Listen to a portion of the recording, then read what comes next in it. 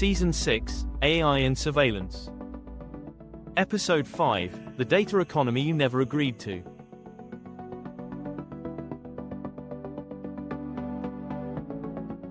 1. Introduction. You are participating even if you never signed up. Most people think the data economy is something you choose. You make an account. You accept terms. You share your information. You post content. You click agree. So the story goes.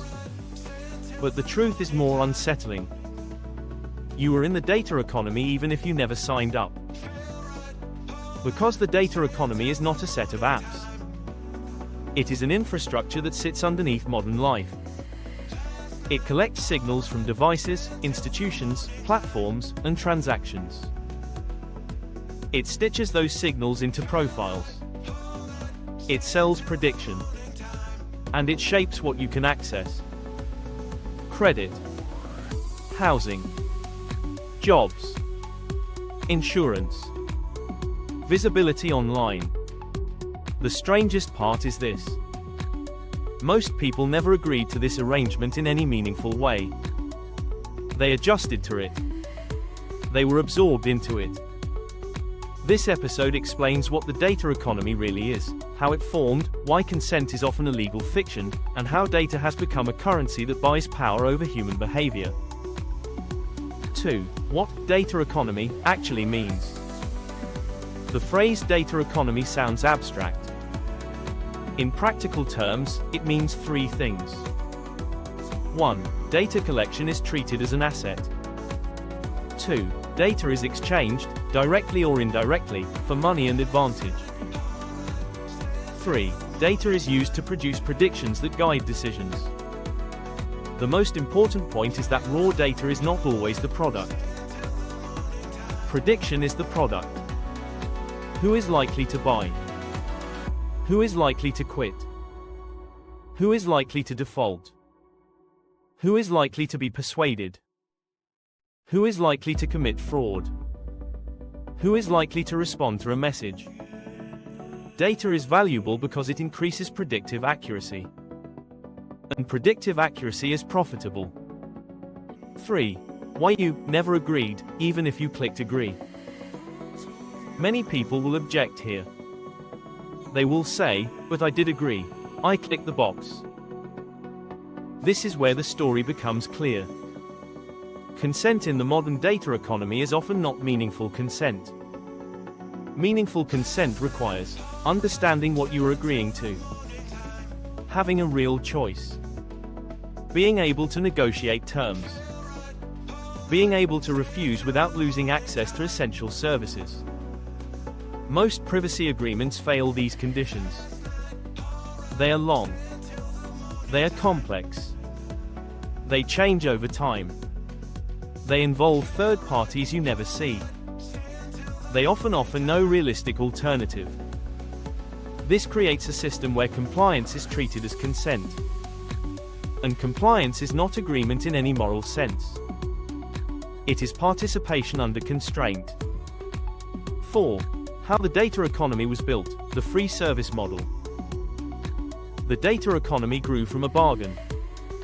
Services were offered cheaply or free.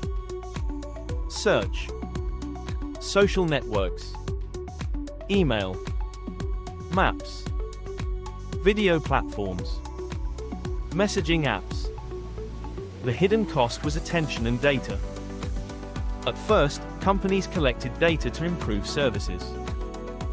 Then they realized the data could be monetized. Advertising became targeted. Targeting improved conversion. Conversion increased revenue. Revenue funded better tracking. Better tracking improved targeting. The system became self-reinforcing. A business model emerged. The more you know about people, the more you can profit from their behavior. This is the foundation of the data economy. 5. The first layer, first-party data. First-party data is what a company collects directly from you. Your searches, your clicks, your watch history, Your purchases. Your location within an app. Your interactions. Companies often defend first-party collection as necessary.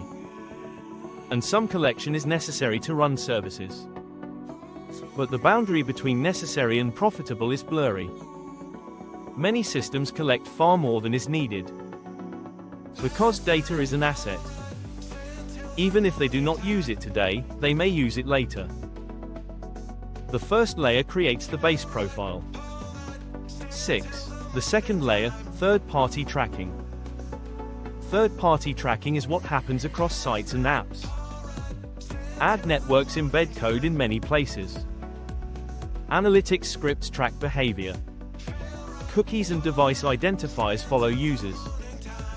Even when you are not on a major platform, you may still be observed through embedded tracking infrastructure. This layer matters because it connects your behavior across contexts. It turns separate actions into a unified behavioral story. And unified stories are more predictive. The data economy depends on this connection. Without it, profiles are weaker. With it, prediction becomes powerful. 7. The third layer, data brokers. Data brokers are the shadow infrastructure.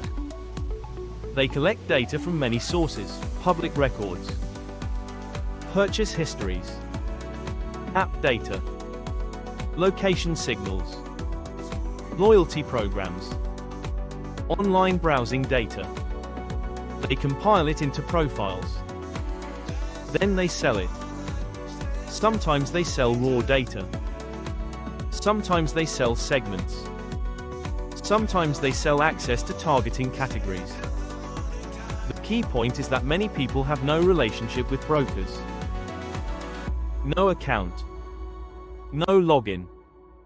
No direct consent. Yet they are profiled. This is why opt-out feels impossible. The system is not one company. It is a network. 8. The fourth layer, inference and prediction. The modern data economy is not mainly about what you explicitly reveal. It is about what can be inferred. AI systems infer your income bracket, your life stage, your health risk, your likely politics, your personality traits, your vulnerability to persuasion, your likelihood of missing payments, your likelihood of moving. Inference makes the data economy more powerful because it creates knowledge that does not require disclosure. Even if you never tell a company your private traits, they can estimate them. And estimates are enough to shape treatment. That is why you never truly agreed. Because you cannot meaningfully consent to inferences you cannot see. 9. Data as currency. What is being bought and sold? Many people think data is sold like a product. In reality, the market is more complex. Often what is sold is access. Advertisers buy access to audiences. Platforms sell targeted impressions. Brokers sell segments. Analytics firms sell scoring systems. The currency is predictive power. Whoever can predict behavior has leverage. They can influence purchases. They can price risk. They can shape attention.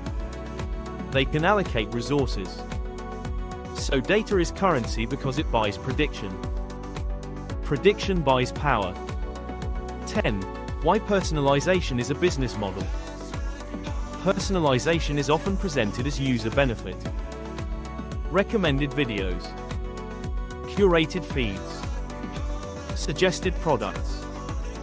But personalization is also a business model. It increases engagement. Engagement increases data collection. Data collection improves personalization. Better personalization increases engagement.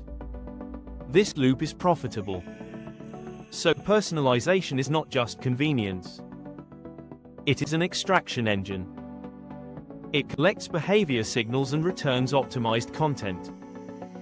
The optimized content keeps you engaged. Your engagement produces more signals.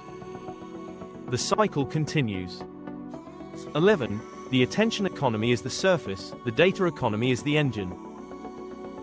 The attention economy is what you see. Ads, feeds, notifications, recommendations. The data economy is what you do not see. Tracking scripts, device identifiers, location pings, profile aggregation, inference models, scoring systems. The attention economy extracts your time. The data economy extracts your patterns. Those patterns are more valuable than your conscious opinions, because they predict what you will do. So even if you think you are not sharing, you are producing patterns. Patterns are the product. 12. Why the data economy shapes prices and access. The data economy is not only about advertising. It influences pricing and access. Credit offers, insurance premiums, rental screening, employment screening, fraud detection, customer service tiers. Even if you never see the profile, it can affect what you receive. You may pay more. You may be denied access. You may face extra verification. You may be treated as risky. This is where the data economy becomes a social system, not just a business model. It becomes a gatekeeping structure. 13. The personalized friction problem. One of the most under-discussed outcomes is personalized friction. Some people move through systems smoothly. Others face barriers. Extra checks. Extra steps. Extra delays. Often based on risk scoring. This friction is produced by data-driven classification. It is invisible discrimination. Not always based on identity categories explicitly, but often correlated with them. The data economy creates different realities. Smooth for some. Rough for others. That is a form of inequality. 14. Why data becomes more valuable when you cannot escape. The data economy becomes powerful because participation is hard to avoid. You need a phone. You need financial services. You need housing. You need transportation. You need online access. Even if you avoid social media, you still generate data through other systems. So the data economy does not depend only on voluntary participation. It depends on structural dependency. When something is essential, consent becomes weak. Because refusal means exclusion. This is why data extraction feels unavoidable. 15. The silent partnership between industries. Another reason you never agreed is that industries share interests. Advertising networks connect platforms. Data brokers connect retailers and insurers. Financial systems connect employment and credit. Identity verification services connect banking and travel. These partnerships create data flows you never see. A purchase can become a signal. A location can become a risk indicator. A browsing pattern can become a marketing segment. The system is integrated. You cannot consent to what you cannot see. 16. Why privacy policies are not real transparency. Privacy policies often list categories. We collect information about your usage. We share with partners. We use to improve services. These categories hide detail. They do not tell you what models infer. They do not tell you how long data is retained. They do not tell you which third parties receive it. They do not tell you how decisions are made. Real transparency would mean seeing your profile, seeing your inferred traits, seeing who accessed your profile, seeing why a decision was made. Most people cannot see this. So privacy policies function as legal shields, not user empowerment. 17. The data economy and AI, why it becomes more aggressive. AI increases the value of data. Because better models make better predictions. This intensifies incentives. Companies collect more signals. They expand tracking. They experiment more. They push personalization deeper. They invest in biometric and behavioral data. AI makes data worth more. So the data economy grows. It also becomes more invasive. Because new sensors expand what can be collected. Phones, wearables, smart devices, cameras, microphones. Life becomes measurable. AI turns measurement into inference. Inference turns measurement into money. 18. Why de-identified data is not a complete solution. Many companies claim they use de-identified data. No names. No direct identifiers. But de-identification can be fragile. Unique behavior patterns can re-identify. Location trails can re-identify. Purchase combinations can re-identify. Even if re-identification does not happen, the data can still be used to classify and target. You do not need a name to shape behavior. You need a profile. So de-identification does not solve the core problem. The problem is not only identity exposure. It is behavioral governance. 19. The data economy creates a new kind of social control. When prediction systems guide attention and access, they influence behavior. People learn what content gets visibility. Creators learn what to produce. Consumers learn what to buy. Workers learn what to do to avoid being flagged. This is soft control. Not through laws. Through incentives. Through ranking. Through friction. Through targeted messaging. The data economy becomes a control economy. Because controlling behavior is profitable. And 20. AI makes control why this is hard to regulate. Regulation struggles because the data economy is complex. Data flows across borders. Companies use intermediaries. Models change constantly. Inference is hard to define legally. Also, regulators often focus on consent. But consent is not sufficient. The system is too embedded. Another challenge is that many benefits are real. Fraud detection helps. Personalization can be useful. Security can matter. So regulation must balance benefits with harms. But without strong limits, the default is expansion. Because incentives favor expansion.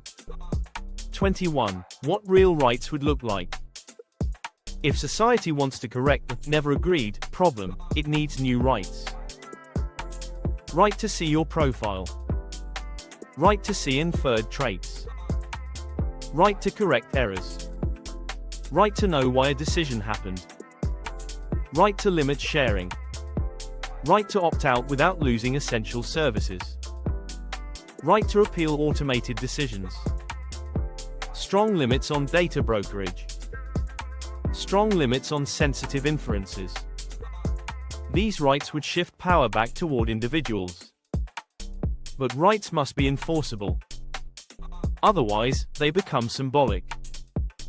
22. What a healthier digital economy would require. A healthier system would require changes beyond privacy settings. Business model change. Less dependence on targeted advertising. More subscription or public service models for essential digital infrastructure. Data minimization as default. Strict retention limits. Independent audits. Transparency about recommendation and scoring. Accountability for harms caused by inference systems. This is not just a technical shift. It is an economic shift. 23. core takeaway. The data economy is an infrastructure that extracts behavioral signals, builds profiles, and sells prediction. Most people never meaningfully agreed because consent is often compliance, third-party tracking is invisible, brokers operate without relationships, and AI inference creates knowledge you cannot see. This economy shapes not only advertising, but prices, access, and opportunity. It turns behavior into currency. And it turns prediction into power.